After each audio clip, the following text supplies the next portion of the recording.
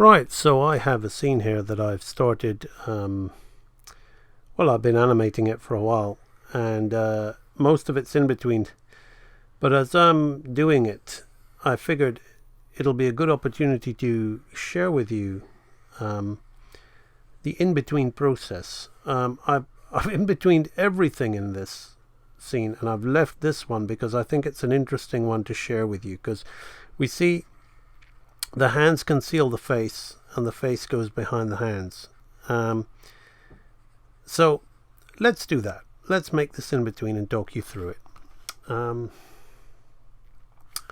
Right, so we have this keyframe here and this keyframe here, which is 77 and 81. The whole thing is on 2s.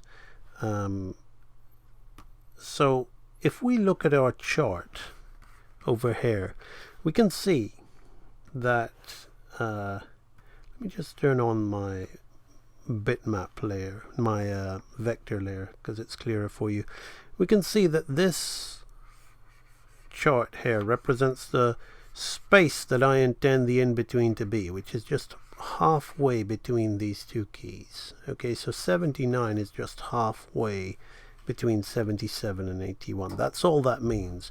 If I had another thing here, that would mean that this would be halfway between 79 and this would no longer be 81 then, if that were the case, because we'd have an extra drawing. And similarly, we could half it again and half it again, or just, you know, slow ride into it if we want to, keeping on halving. Similarly, sometimes we have a chart which is 1/3 of the way in between. So if 79 were 1/3 of the way there, we'd have another chart there, and we could do 77 and 81 and then get rid of this by just putting an X there and saying, think of it as thirds, 1/3 of the way. So you'll just do 79 and then jump 1/3 closer to 77 and then jump a third to get to 81. But that's not what we're doing here. We're doing a nice simple half, but that doesn't mean that it isn't quite a complicated in between. I'm going to share with you some things to think about. Let's do it in black so it's clear for you to see. Now, many times people would then go away and they would then, particularly the beginner, they would then think, okay, well, this eye, if it's all half, this eye will be halfway between here, and this eye will be halfway between here, and this will be halfway and halfway, and the nose will be halfway. And you could eyeball it like that, and you could see the lips. See, I have drawn the lips in this frame to help me. So you could eyeball it that way, and depending on your skill level, you see, you could get away with it. But you can see as I'm doing that, look at the structure of my face. Look how it's not solid. And this is how another one of those consistency problems we have. You see, we have too big a gap between the eyes. We have a huge bulbous head here now. And the lips and the nose don't really quite match up. And even though it's moving at a quick pace, that's generally a really bad in-between. And that's how another way people lose form and volume, aside from having solid keys. Because keys are how we maintain the form and volume in the construction of the character. The in-betweener has to know a little bit about construction in order to not fall into those traps that I made, that I fell into in that example. So let's tackle this. Let's explain to you the first thing that I would think about. You see, I see the eye line of the character like this, and the eye line of the character like this. This is what goes on in my head. Sometimes I draw it as a guide, but this is what goes on in my head when I'm in-betweening, and some of you perhaps watch me, and you watch me when I'm working very fast, do it like this. You know, you see I drag my pen across the bottom there, but I don't touch the screen because I'm doing that, you see. But so some people get misled and they think I'm doing it that way.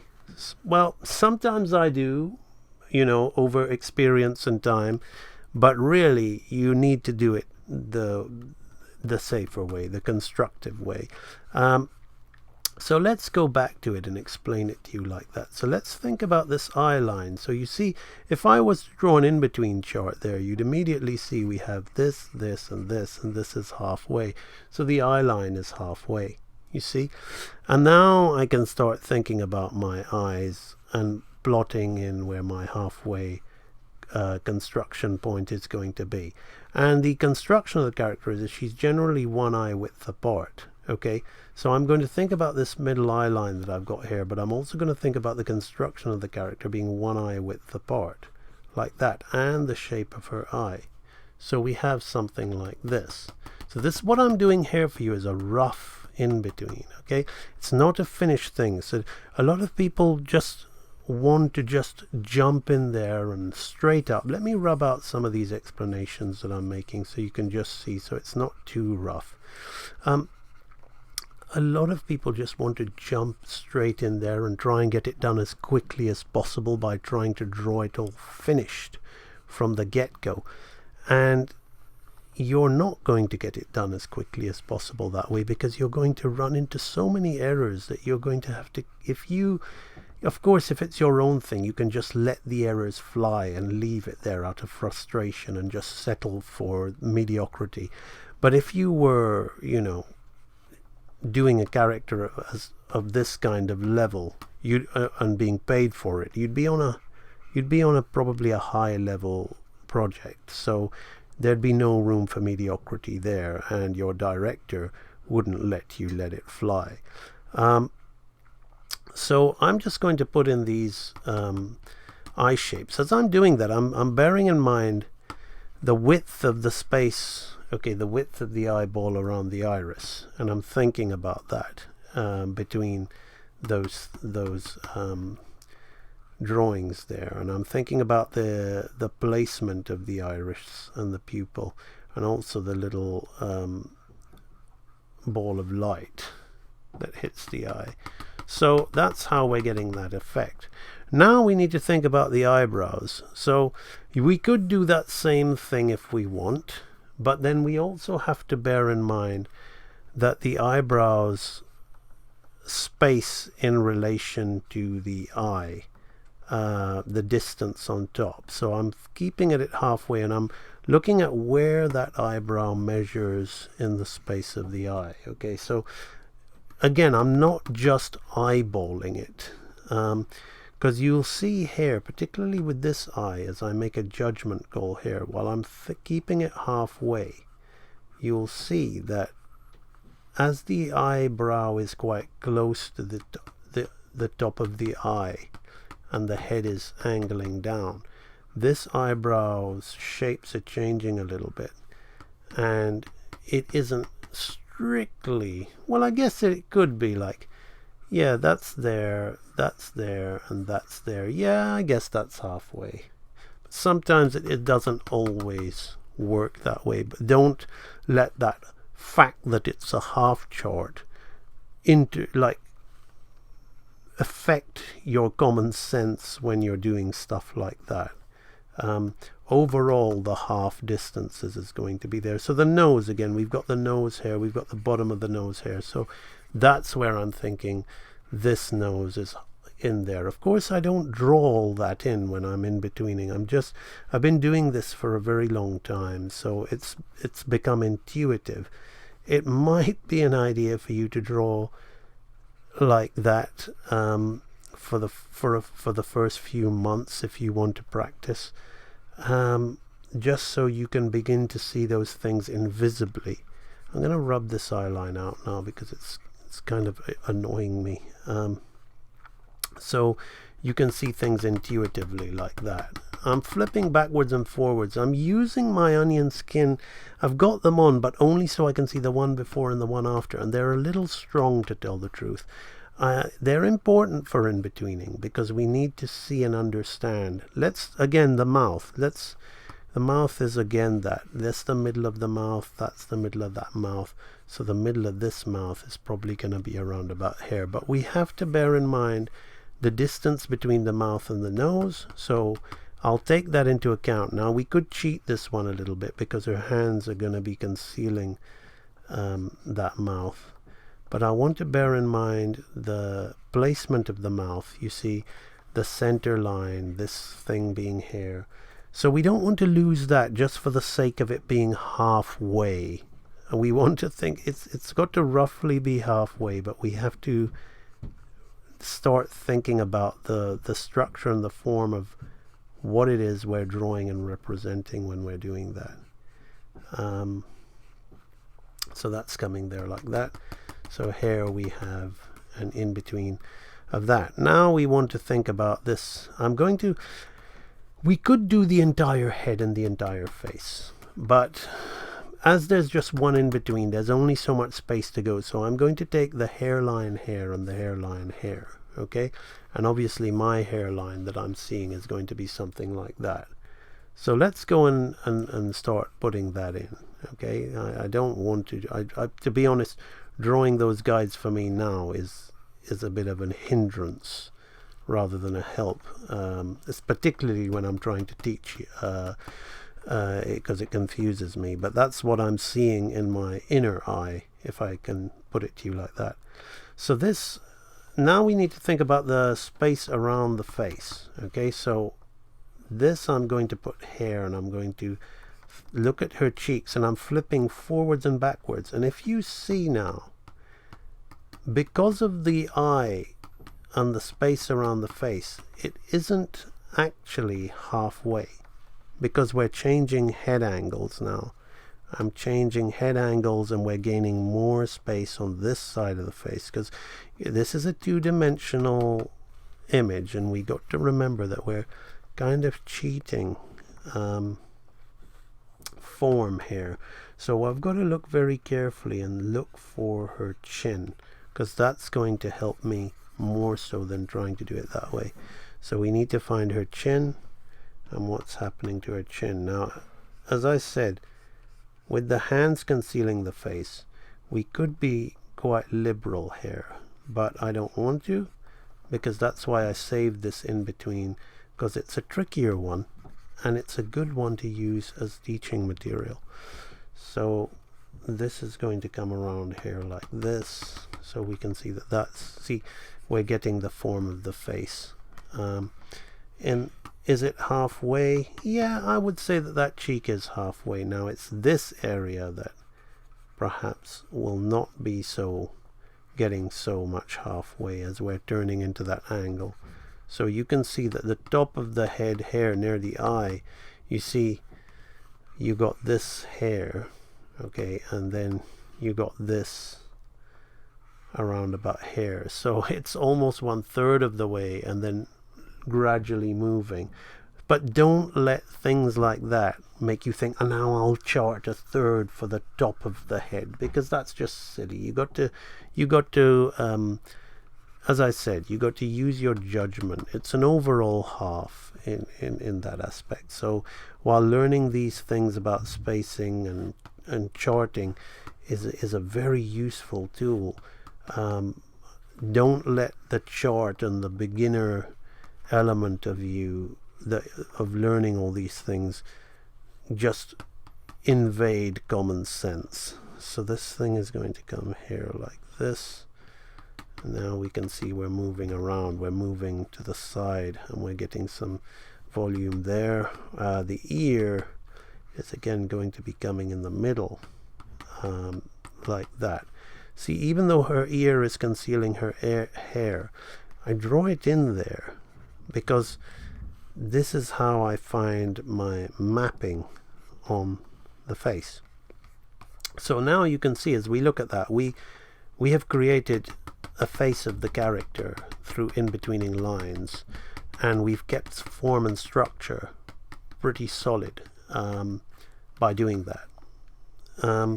So now what I'm going to do is, the hair is quite simple in this regard because we've worked it out. As I said, working out the hair would be more harder for the keys, but with the in-betweens it really is big swooping lines that are just halfway.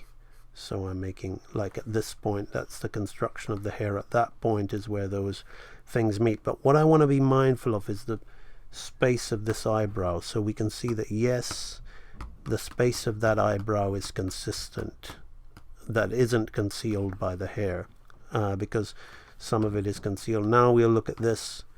So this is coming here like this halfway. The space of this we want to see, again, is it consistent? It's growing a little bit and it's shrinking a little bit. So what I'm going to do is I'm going to bring this in a little bit, just like that. Okay, and that's how I'll avoid that. And I think looking at that eyebrow shape, I'm not quite happy with it. So you see we're working now as we've turned that eyebrow into a new shape, into a kind of half eyebrow up to that point where the hair is being concealed like that. So now we got a more consistent eyebrow size within there. Then of course we've got this big swooping line here, which is a big easy one to make coming on here. We can see, use the light box to make a visual judgment about this shape. We want to make sure though as we come in, because we know that all this area here is all fine, okay, but we want to make sure as we come in that you see the shape is being lost on this hair bunching. So I'm going to look at this kind of square right angle at the top on this one, and I'm going to use that to help me guide this shape into this one. So if we now look, yes, now I'm going to use a little bit of the top one and marry the two shapes together, top line to there. So there we go. Now we have those lines sitting together quite well, and we'll sort of put the hairline of this to join it, so we have her hair solid now.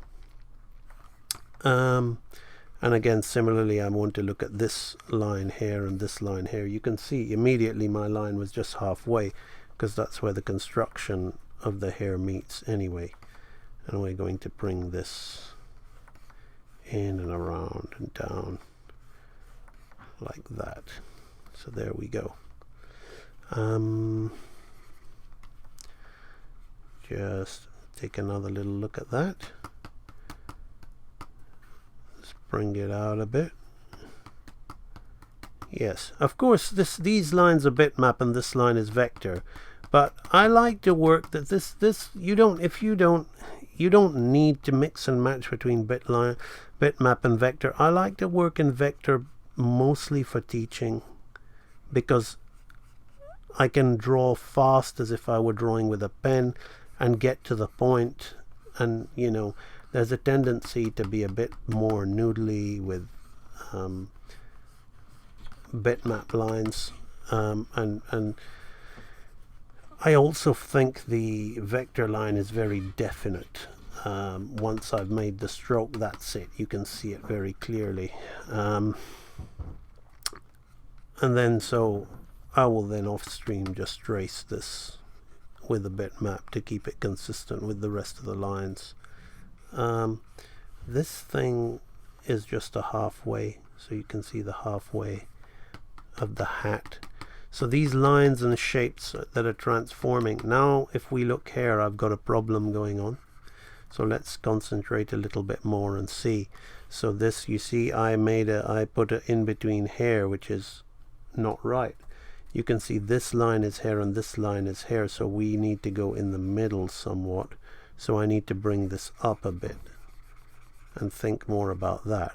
So we need to bring this up a bit and bring that in like that. So there we go. So that's these ones are more or less easier. We're just halving these shapes. These are more or less simple things to do. Now it's more the hands that we want to cover. So let's talk about these in-betweening these hands. Now these could be quite difficult, as I'm going to need the onion skin and I'm not going to have them now. They seem very difficult, but actually if we tackle them as shapes, so the first thing I'm going to think about is this line here. I'm going to work in red so you can see the red line clearly on top. So I'm going to then think about this whole line coming here and what it's doing in relation to the face. So that's all I'm thinking of the outline. Now I can see the thumb hair and the thumb hair that I've drawn behind. So that gives me a guide of where and what the thumb might be doing. Okay, so to put there, even though it's going behind, I want it to be accurate. I want this animation to be as accurate as I can personally get it to be. So I'm going to put that wrist there like that. I'm going to do that. And that gives me a kind of indication of what is happening with the arm, and then I will think about the sleeve as well. So the sleeve is up here, so her sleeve will be halfway in the middle here like this. So even though the sleeve is covered and it's revealing itself to us, if I kind of work out and then use this shape to kind of help me figure out my shape of the sleeve, I'm kind of finding it there like that. Okay, so if we take a look at that, we have this shape managing that for us, rather than trying to do the fingers and getting so caught up in the fingers. What I'm going to do is I'm going to just dim this head into a yellow so we don't look at that so much as I'm talking about the hands. So you can see that as I tackle the other hand, you'll be able to see that as well. So let's go and look at this other hand and do the same thing. Now this hand is dead straight if we look at the outer line, and now it's got a bend on it. So we need to first think about that bend, okay, being halfway in between there like that. And then we need to take this line here and then think about this shape of this elbow. So all the outlines, even though the shot ends there, if you want to be good at animation, you want your animation to actually have some proper dynamics and mechanics to it, instead of just cheating it. There is an element of cheating that can be quite effective, but not when you want to go for more informative characters like this. And even then, you know, you can still cheat it to a degree, but I would say only by about 10% cheat it. Don't, you know, so if she's walking, you don't need to animate the legs perfectly off screen. You can cheat it, but still think about the walk poses and the down and the up and all that. But anyway, back to this. So now this cuff is just a simple halfway cuff that's going to come here like this, and I'm going to turn the light box off, and I'm going to focus more on this one than the other one, because this is the pose that we see it coming into. So I'm going to put that there like that. So there. So now we can see the action of those arms in betweening out like that. And if I wanted to, I could just put this thing here like that, and we can just half the shoulder like this, and we are absolutely fine with that. Now let's talk about the actual hand. Okay, so if we look, we have our thumb hair and our thumb hair, okay, and we have the line of the outer finger there and the line of the outer finger there. So that's what I'm looking at as I'm doing this. So I'm going to go in and I'm going to look at those things while making my shape. And then of course I'm going to kind of ignore the onion skin as I move on to the lower portion of the hand, because that's where I want to really think about what's happening. So I'm managing all of that in these shapes. So I've managed it in these shapes like this. So you can see that I now know where my hands are going to be. So I've made my life extremely simple. So we can see they're turning like that. And all of the hands, whatever she's doing here, they were all animated like that. And in this scene, it's small, they were animated the same way. In this scene, the hands were animated the same way, just making these complicated, so you see the little delay in her fingers as they come up, and then the fingers drag and then catch up and follow through on themselves. Again, it's all done by the keys and then managing the in-betweens the way that I've showed you. Because people think, oh God, these fingers, I'm going to get lost in the fingers, they're so complex. They're actually very, very easy when you approach them in this manner. So let's go and do this one first. Okay, so I'm going to think about the abductor and opponent of the little finger, and I'm going to bring that in here. Now we need to think about the upper portion, so let's look at what's happening. So what's happening with this little finger is it's coming there like that, and even though we're kind of cheating it a little bit, we're keeping the underside of the hand, and I'm wanting to make sure that see, I haven't drawn that in this drawing, which it should have really, so let's do that. It's kind of rough, that's why. So that line of those where the fingers meet helps us keep the angle of the hand. So what's happening is her fingers are going to be bending down a little bit, so we want to start that action here. So I want to start bringing them down. You can see there, I want to start putting a little bend in them. So we can going to start doing that there.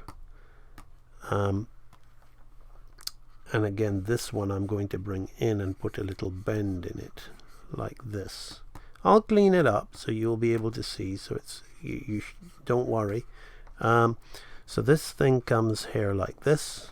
You see, this is in order to keep things moving. You don't want to come to a stop and get intimidated by all these lines. Okay, you want to just keep the lines you're focusing on moving, and not allow them to intimidate you and go, oh, I'm lost. Okay, by just focusing on one finger or one group at a time, you won't get lost. See, now I've got these two fingers in the middle here that are joined.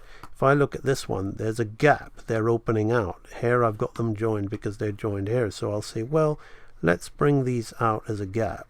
Okay, like this. So you see how trying to be clean and get it perfect would just give you no end of trouble. So I'm being very, very loose here, as long as I know which lines and which fingers are going where. See, this finger is opening out and its gap a little bit more as well, like this. So now I can see what's happening. So what I'm going to do is I'm going to tidy these hands up now, because they work, but I've had to kind of search a little bit for my lines on the fingers, but I've more or less found them. So let's make these a kind of light gray so I can see them, and then start drawing over and explaining to you about these fingers. So this hand is going behind, and I don't want it to get lost, so I'm going to draw it. I'm deliberately doing another color for your benefit, really. So I'm going to use a darker gray to do this hand behind. Okay, so I think we should be able to see that on the screen. So let's go in here and look at this finger coming down and bending. So I want to, I've turned off the light box now because I know my arcs and my path of lines are fine. So I want to concentrate more on what my actual fingers are doing. So I'm going to keep this one here like this, and look at that. So this is going to, so we're going to kind of marry these two together like that, and marry the whole three together actually like this. Let's do that. That'll kind of explain that to you in a nice way. So I'm going to get this, and I'm going to make one big line here and one big line here. I'm going to marry these three fingers together and then put some adjoining lines at the bottom like that, so we get that effect of them bending over like that. Can you see? This is what I call the secret science of shape simplification. It makes your life so much easier in managing these forms. So this one's going to come down like that, and this one's going to come in here like that as we bring that in and down and around. Okay, now I'm going to switch to my trusty black and do the other hand. So let's look at this. Now I might want to turn this around, so now you can see why sometimes, because it gives me a better view of the angle that I want, and I can focus more on the hands. Again, I don't really need to worry too much about what's happening with the arc, because that's what I did when I did the rough, super rough one on top. So I don't need to worry about that. So the light box is off, so I can look purely at the volume.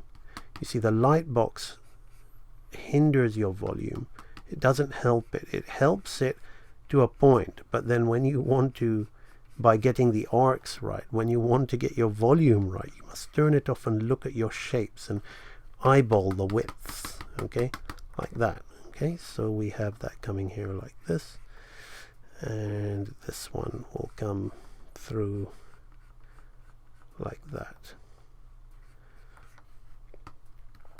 And of course, why that's looking weird is we're introducing this element into the thumb as we're turning it there like that. So let's do that. Doesn't matter. And what I am going to do is I'm going to turn it this way. We don't have, you see, because it's moving so fast, we don't have to make every drawing so perfect. These lines worked, but I didn't like that shape. So, you know, it's always better to try and get the illustration looking nice, you know, even from an animation perspective. So even if a line sometimes has to be there because it's moving, and it spoils the illustrative quality and looks a little strange sometimes, which is what happens when we animate, when we draw for animation. Again, I would say try and make that happen only for about 5% of the time. You know, try to make the drawing as illustratively, aesthetically accurate and pleasing as you can, as the actions will allow.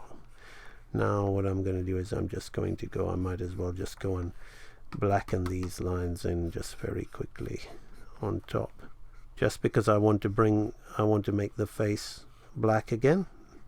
That's what the Storyboard Pro Toon Boom software, it's easier to do in Storyboard Pro than it is in Harmony, which is again another reason why I like to work in Storyboard Pro.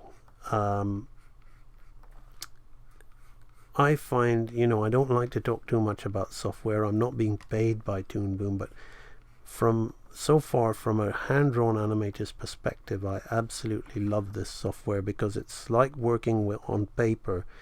The drawing tools are really, really good, and also I can select colors and just change them at will, so I don't need to worry about adding layers to clean up or anything like that. I can draw in one color and then just completely address it, you know, in another color, which is very helpful for in-betweening.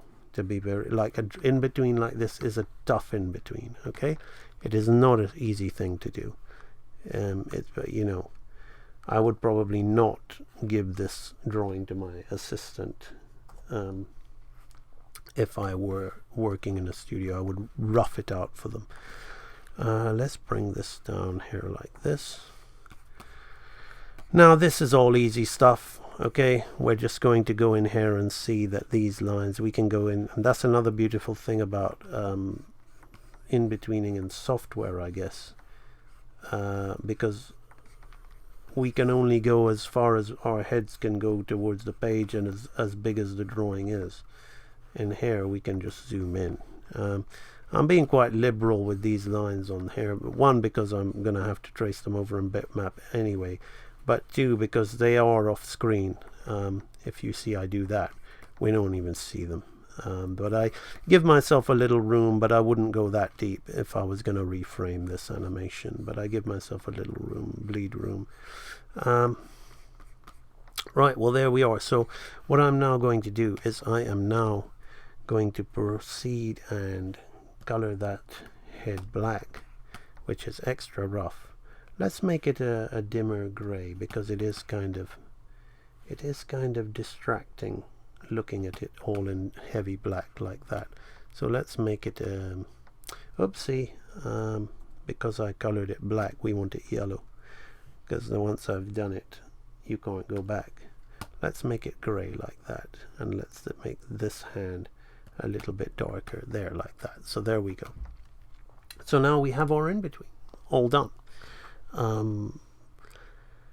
So what I'll just click save, and I'll give it a little scrub, and I will clean this. Well, the whole thing isn't tie down. It's not fully cleaned up. These are not cleanups, but I'm animating it to a finished level because I won't be able to clean it up in time for Christmas. But there we go. So you see the in-between working there. So super fluid effect, you know, nice, consistent, flowing in between, following the arcs, nicely settling into that pose, coming up there. Yeah, so the whole thing, this scene hasn't been in between yet, but she'll be dancing away like this, and then it'll cut into this scene which you've watched me do here, where she kind of looks up and has a little laugh, and then goes into her little move, and then gives a little salute to us, and then it cuts back to a wider angle where she kind of kisses and blows it towards us. It cuts back to this one where she looks and has another little giggle, and Merry Christmas to you all. And that, my friends, is my Christmas present to you. Thank you for being watching my content, liking, sharing, subscribing, and joining my Real Animated Training System. It is very much appreciated. Thank you, Merry Christmas, and a Happy New Year. Bye-bye.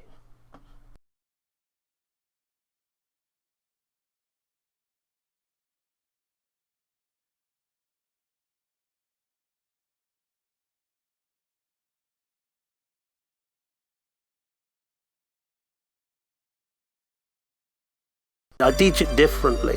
I teach it with a purpose of using it. You know, it's like teaching martial arts. Like, you either teach the stuff that works or the shit that isn't gonna help you.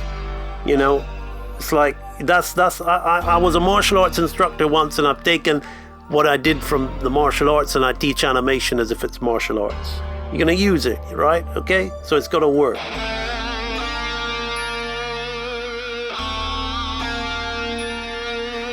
You've got to ask yourself, are you a watcher or are you a doer? What is your goal? What can you really learn, okay? How effectively are you using your time? It depends how driven you are. And the more driven you are, the more driven you'll be towards the things that will help you succeed. I must admit that at first I didn't trust it. He not only taught me how to animate, he taught me how to learn how to animate. Things that I couldn't get from the books. Every video I watch, I'm learning new things. He's the best teacher around, the best animator around that I've seen who's teaching. He motivates you, he encourages you, and most importantly, he instills in you a belief that you can do this. I've been to art school for 4 years, and I've never had any lesson that was as good as the ones that A and B gave me. I like that the library is structured. I can go back and watch it anytime I want to, and he's just got so much knowledge. The littlest things are what make the biggest differences. I strongly recommend him to anybody. Every cent I paid in there was worth it. So, are you gonna join the library?